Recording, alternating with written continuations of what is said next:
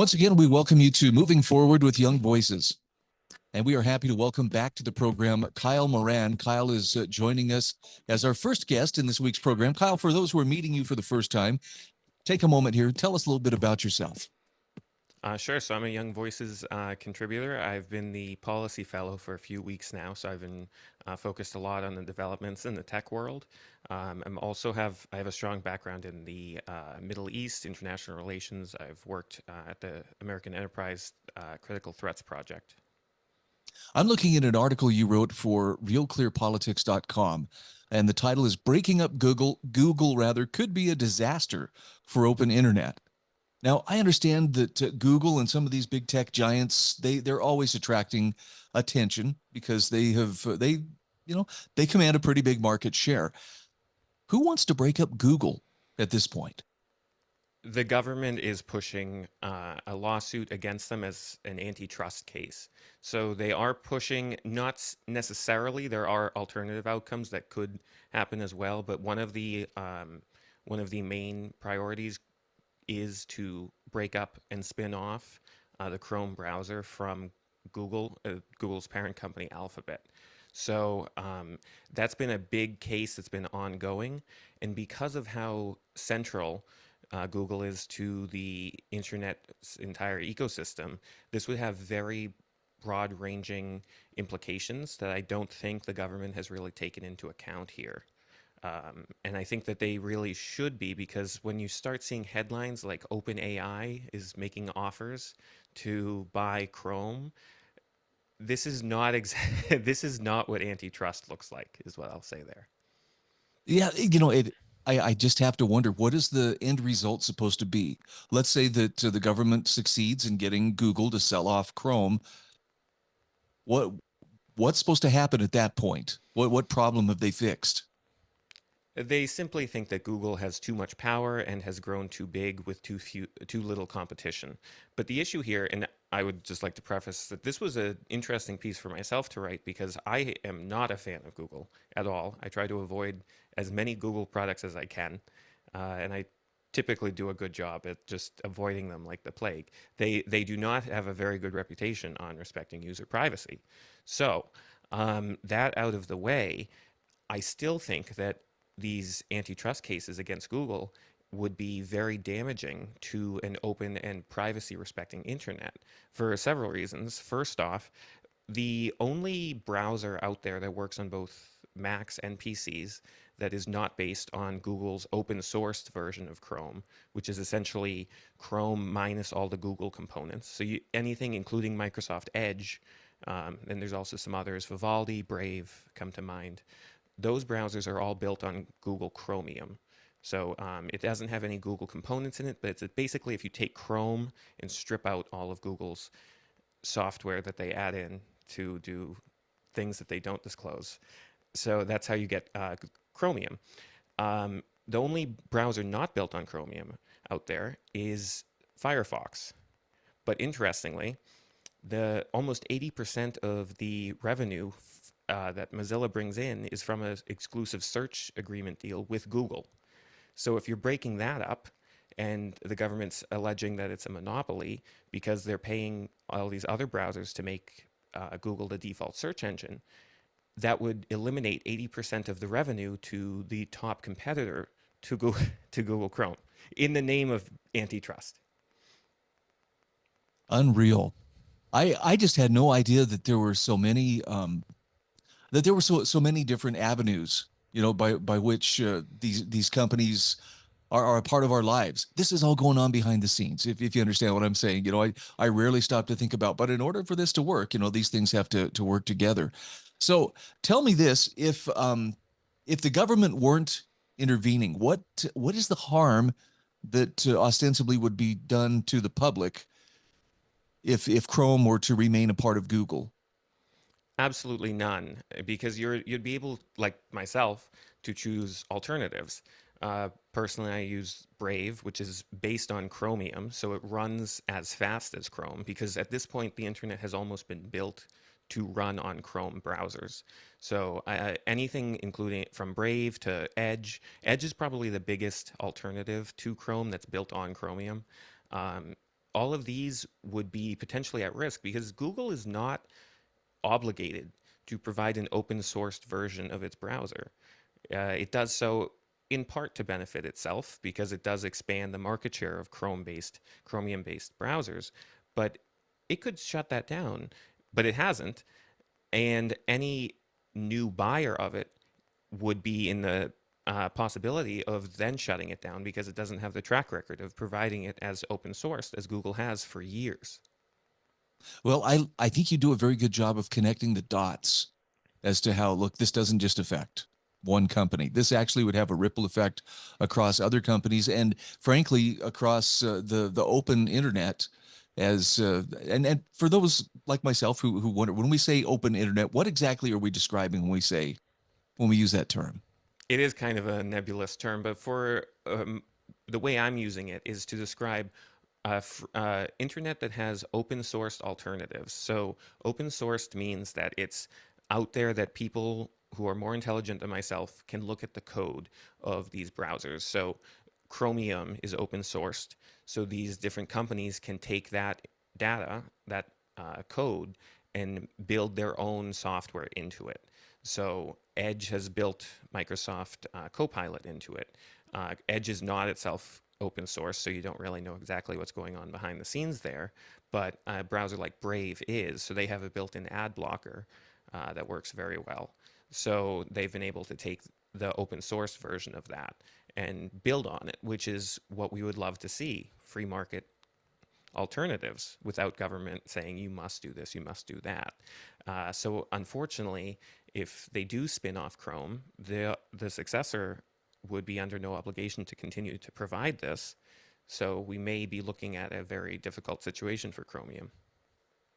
Yeah, I have to wonder too if you know some of the changes with AI are going to, you know, are likewise going to, you know, influence this. I don't mean to take you completely off subject in the 2 minutes that we have left here, but um, will AI play a role in this antitrust battle? Because it's, I mean, you mentioned open source AI is, oh, hey, we'll buy Chrome and whatnot. Um, I look at how much the world has changed just from the internet, you know, over the last 30 years. Talk to me about how AI could likewise affect issues like this, and will that lead to antitrust legislation? Absolutely. ChatGPT is extremely widely used. Google was very behind the curve when it first released its own version, Gemini. Back in 2023, I believe, there was these scandals that went on because their Gemini product, when it first launched, was ridiculous. It was making these laughable errors, but they've really caught up. So it is a more they're competitive, probably on par right now. But handing if it's an issue having Chrome with Google, handing it over to OpenAI is not any solution. Yeah, and this is probably a topic for a whole other show, but we could talk about you know where you know how AI companies are trying to position themselves as well. So, suffice it to say, though, antitrust legislation, as I understand it, exists to protect consumers. I'm just really having a tough time trying to see what exactly they're protecting the consumers from, you know, by trying to get Google to divest itself of As Chrome. am I. I think we all are. All right. Again, we are talking with Kyle Moran. He is a political commentator with Young Voices. And Kyle, in addition to those hats, I'm sure there are places people can find your work or follow you otherwise on social media. Where can they find you? I am on X at Kyle P. Moran. You can find my stuff there. Okay. And you can find his writings anywhere from Real Clear Politics to the Washington Examiner. Kyle, great as always to visit with you. I look forward to our next conversation, and we'll see what's shaking, you know, in the digital world here. Thank you very much for having me.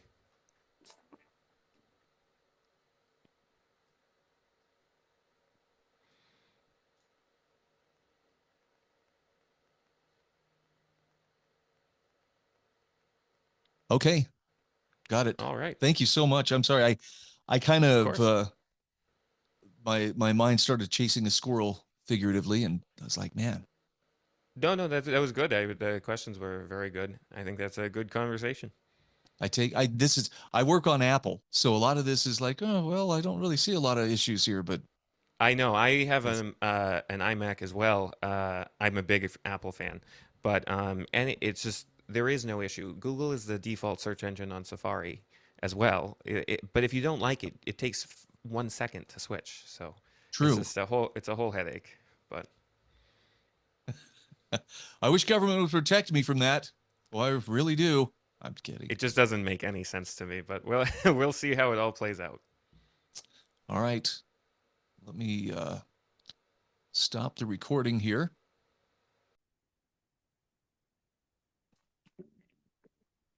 And we are back. Welcome back to Moving Forward with Young Voices. Happy to welcome Noah Gould back to the program. Noah is a Young Voices contributor as well as a guy who wears quite a few other hats. Noah, take a moment. Tell us a little bit about yourself. Yeah, so thanks for having me, Brian. So I work at the Acton Institute for the Study of Religion and Liberty, and I oversee our alumni and student outreach of our alumni all over the globe. And then I also am a contributor for Young Voices. Well, I'm looking at an article you wrote for the Michigan Enjoyer. Not everyone is happy about affordable housing. And I'll tell you why that one jumped out at me, because affordable housing has kind of been a theme that I've been tapped into for the last 4 years or so. My wife and I moved to Idaho, and we are still looking for affordable housing, or at least something that doesn't leave us, house poor. And I understand this is actually the case in many, many communities across the country. Absolutely, yeah. The supply of housing really can't keep up with the demand because of a few limiting factors, really across the nation. And so I really wanted to dive into one of the barriers to housing being built, and that is local opposition, right? A lot of times when a new development is going in, neighbors will get together and through a zoning board or through a local elected officials will block a new development. So it kind of becomes a veto of neighbors. And so I really wanted to know specifically after a new development goes in and is built and is in progress, do neighbors change their opinions about the development? Do they warm to the idea, or how do they kind of think about their worst fears and the reasons they maybe opposed it to start with, and then do those change after the fact? Now, the story that you're talking about here specifically is with Grand Rapids, Michigan.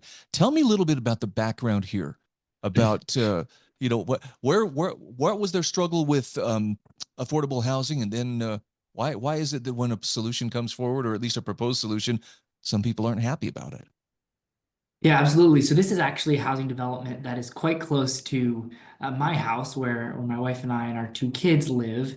And so we had just heard some chatter about different people who oppose the development. This was a nonprofit called Dwelling Place that was taking on this project. And basically they created a kind of a novel, there's a few in other states, but a novel approach for Michigan of a land trust where the nonprofit owns the land and then they sell the homes to different homeowners, and then those homeowners will continue to the homes will stay capped below market rate, and so the homeowners first buy them at a discount and then they pass that discount on over years to try to keep those housing prices low in the neighborhood over time. And so we heard all sorts of different kind of objections, everything from oh, they don't have garages to, as one guy that I interviewed talked about climate change and reducing green spaces. Mm. Some people talked about traffic.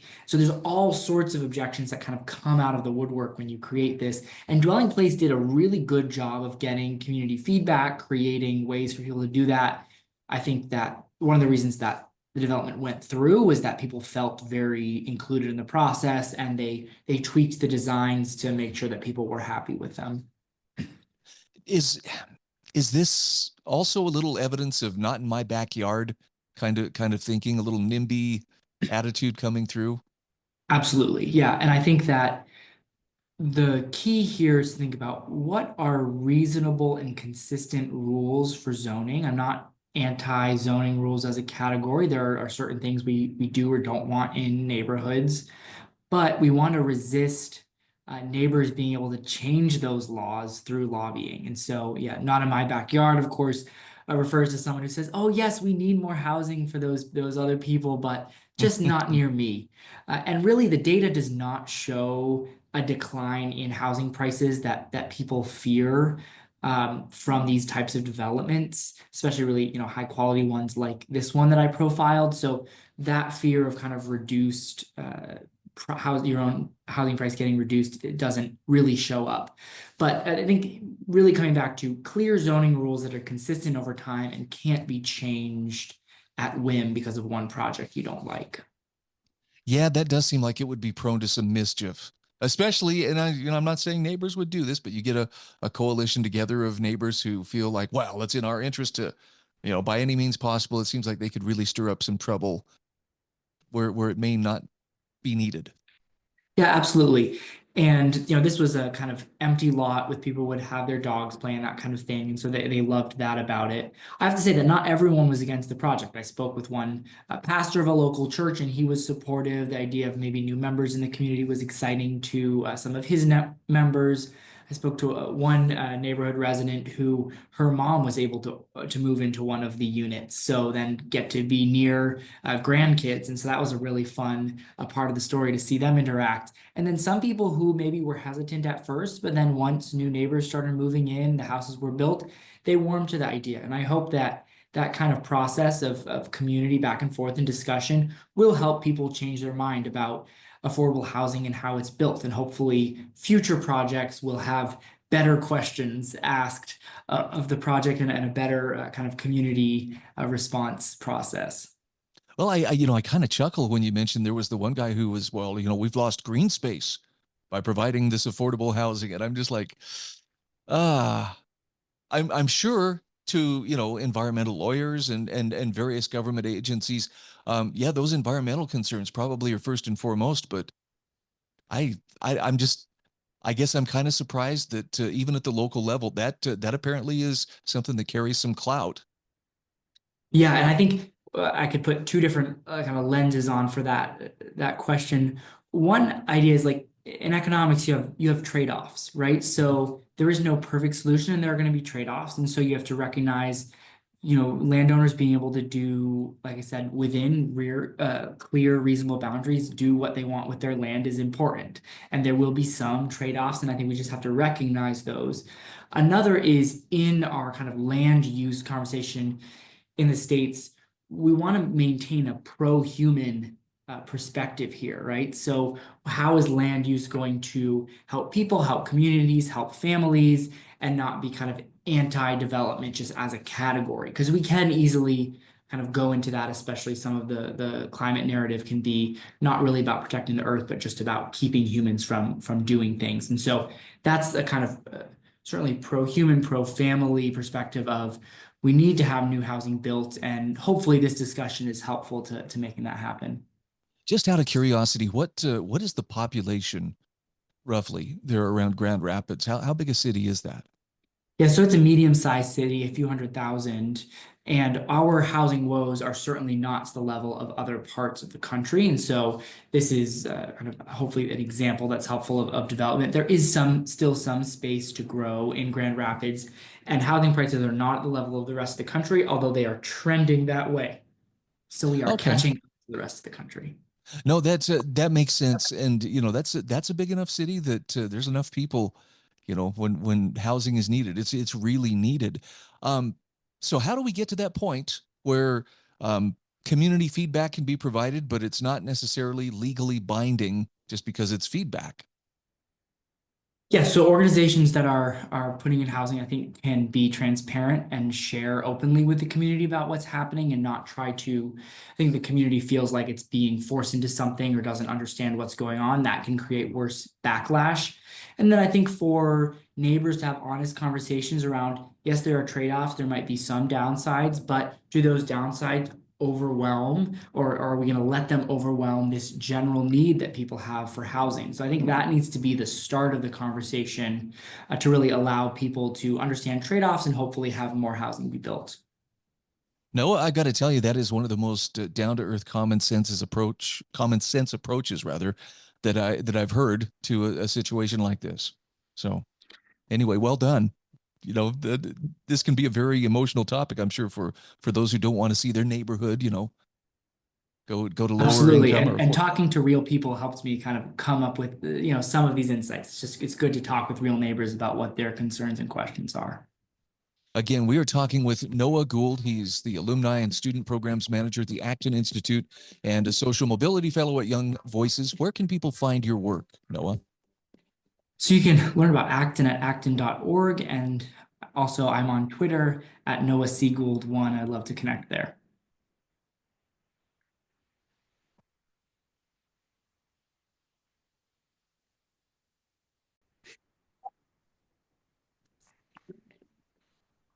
And we are back. Hey, happy to welcome Jacob Lane back to the program, moving forward with Young Voices. Jacob, I know this is not your first time on the show, but for those meeting you for the first time, take a moment, tell us who you are. Well, first, thanks for having me on again, Brian. My name is Jacob Lane. I currently serve as the chief of staff to Richard Viguerie. For those of your audience who don't know who Richard Viguerie is, he's the godfather of conservative direct mail and one of the few people in this country that can honestly say that they worked for Barry Goldwater back in '64, the birth of the conservative movement. And I'm also a Republican strategist and a regular contributor to Newsmax. I'm looking at an article you wrote for the American Spectator about movie star Gene Hackman, who just passed away earlier this year. And I got to tell you, Jacob, I was really pulled in by this article. The title is Gene Hackman and the America That Raised Him. And you make a very strong case here. He was, as actors go, he was a good reminder of the America that we used to be.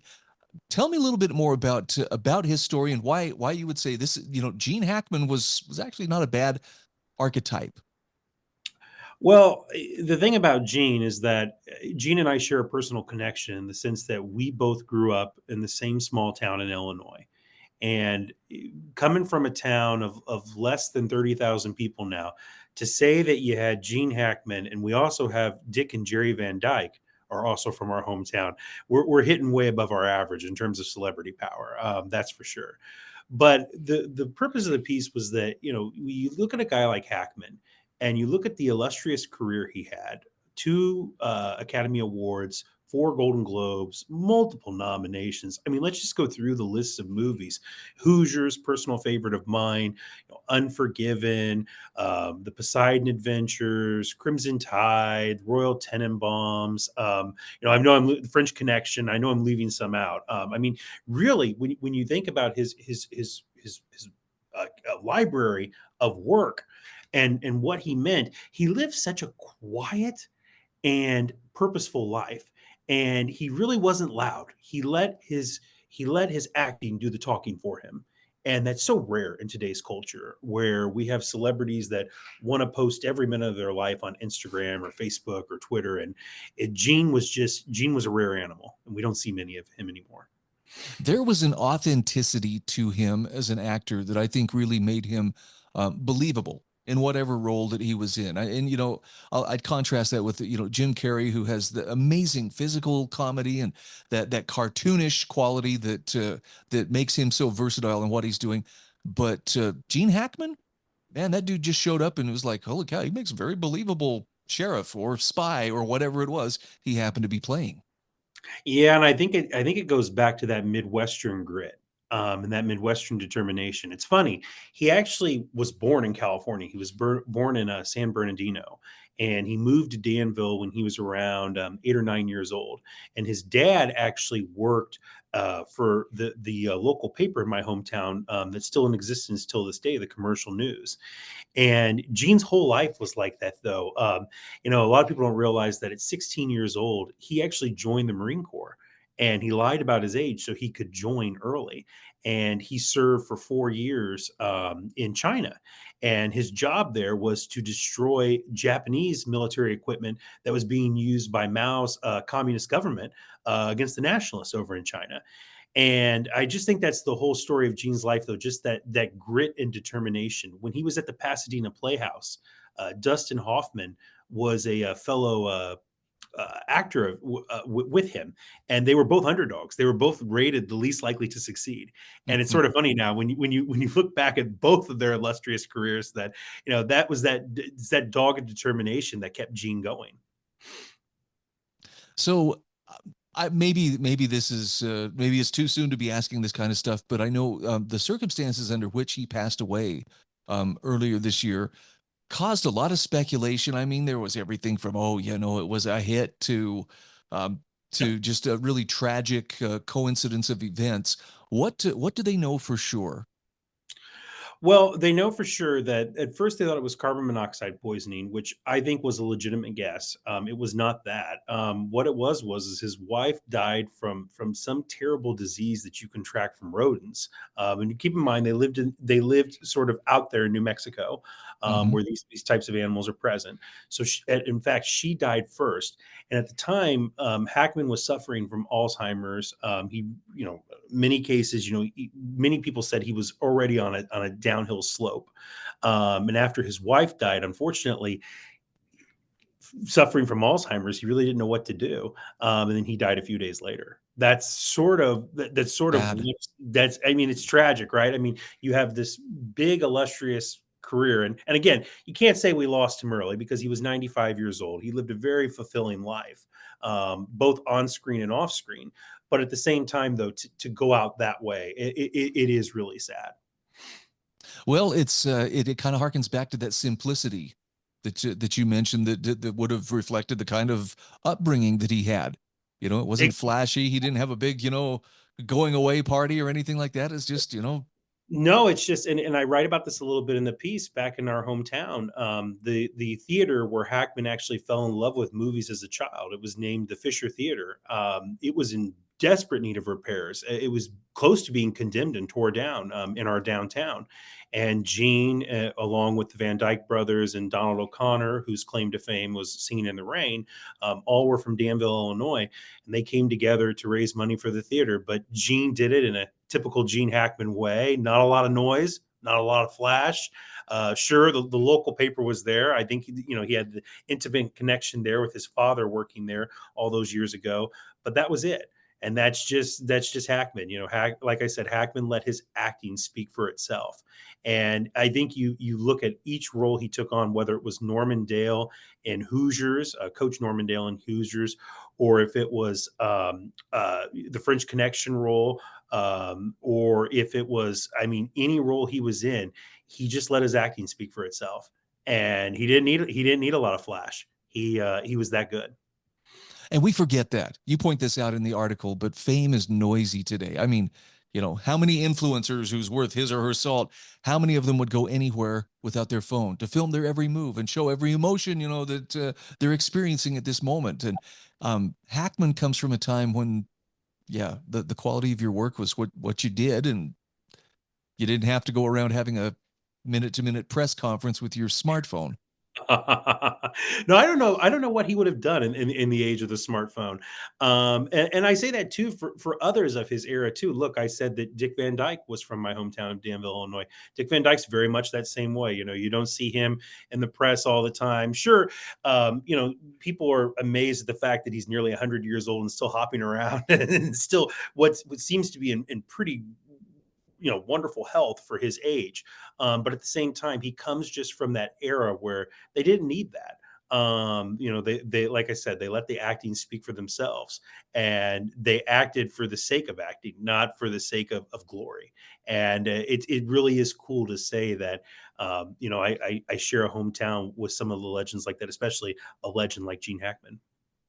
And you guys really are batting way above your average in terms of, the Yeah. famous people from Danville. Something Yeah. you say in here that just really caught my eye, and that is, that greatness doesn't require noise.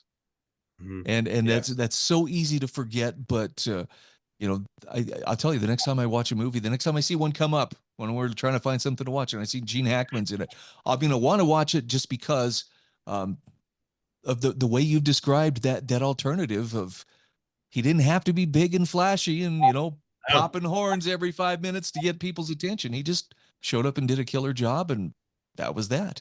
no, and the one thing I'll say to close things out is that, It's unfortunate that his last movie was a movie called Welcome to Mooseport. It was a comedy that he made in 2004, and like I said, this guy had so many legends before that, and to just go out with that movie, he co-starred alongside with Ray Romano. It was supposed to be a comedy, and it had its moments, but again, Gene didn't make a big deal about it in typical Gene fashion.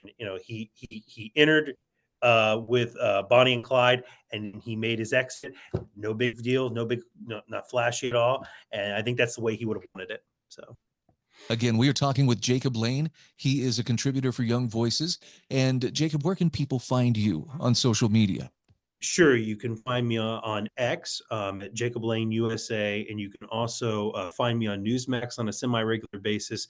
My column is For Our Kids. Thank you so much. Looking forward to our next talk. Thank you, Brian. Thank you very much.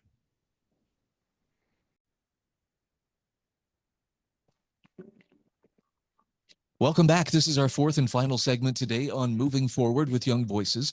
Happy to welcome Daniel Fessahaye back to the program. Daniel, it's good to have you back on again. For those meeting you for the first time, tell us a little bit about who you are. Hi, Brian. Thanks for having me again. Yes, so I'm Daniel Fessahaye. I'm a financial journalist, mainly specializing in markets, cryptocurrency, and personal finance, although I do dabble in AI also. Well, I'm looking at an article you wrote for the dailyskeptic.org about how positive discrimination is putting lives at risk. And I will admit, if you had said affirmative action, I would have known immediately what positive discrimination was, but I was able to finally, as I read the article, I was able to make that connection. And it appears we hear of affirmative action here in the U.S. quite often, but I didn't realize that positive discrimination is making such an impact in the UK at this point. Tell me a little bit about that.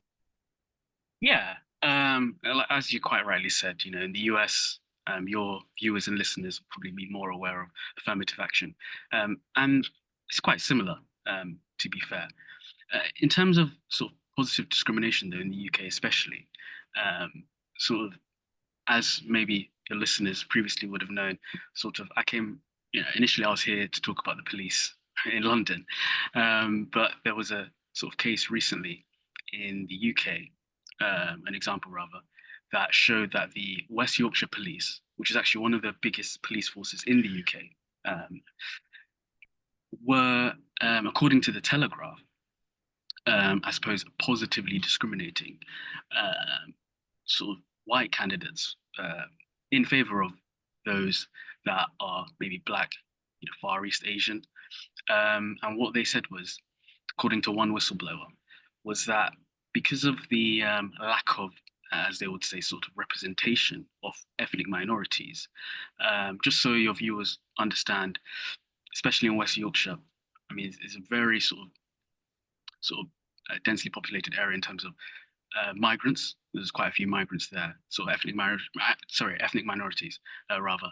And what they found was that in terms of the police representation was only 9%, whereas the ethnic minority population in West Yorkshire is 23%. So it's quite a large disparity.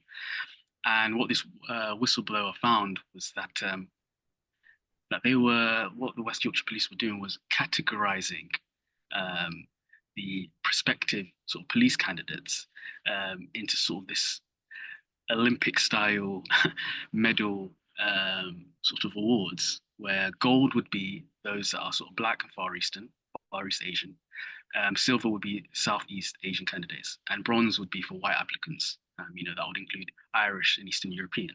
So they have obviously a clear agenda, and essentially they were blocking sort of white candidates that did want to be police officers to actually become officers. Goodness. I mean, well, gee, when you point it out, it seems so obvious, but what happened to concern for competency, for being able to perform sometimes difficult police work? It sounds like that's a secondary consideration, if that.